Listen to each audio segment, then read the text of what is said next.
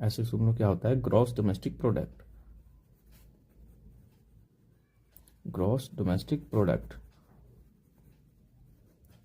और जीएनपी का full form होता है ग्रॉस नेशनल प्रोडक्ट।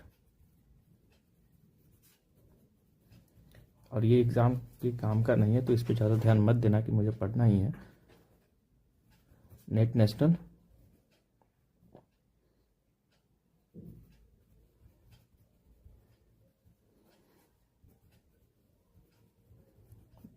प्रोडक्ट। अब जीडीपी क्या होता है, जीडीपी होता है कि विद इन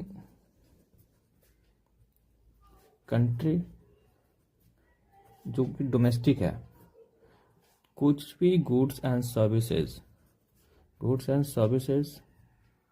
प्रोड्यूस की जाती है यूजिंग कंट्री रिसोर्सेज,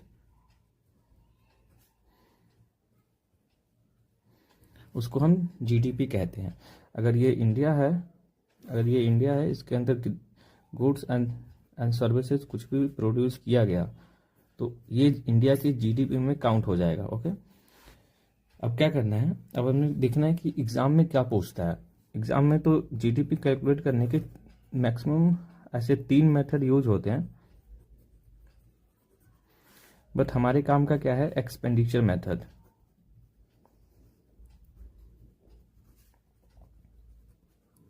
इस पे डायरेक्टली एग्जाम में क्वेश्चन पूछा हुआ है। एक्सपेंडिचर मेथड ऐसे होता है कि y इजकल टू, वाई को हम जीडीपी लिख सकते हैं, जीडीपी सी प्लस आई प्लस जी प्लस एक्स माइनस एम।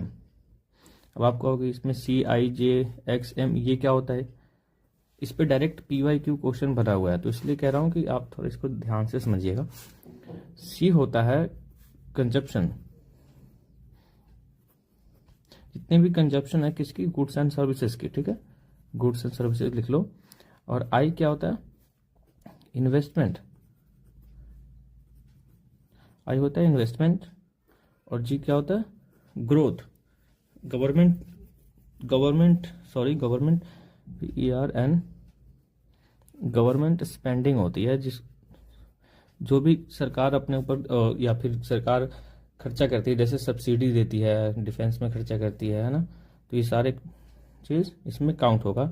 और ये एक्स क्या है, एक्सपोर्ट, अगर इंडिया में कोई गुड्स प्रोड्यूस हुआ और वो बाहर बिकने को जा रहा है तो उसको हम एक्सपोर्ट में काउंट करेंगे। और एम क्या है, इम्पोर्ट।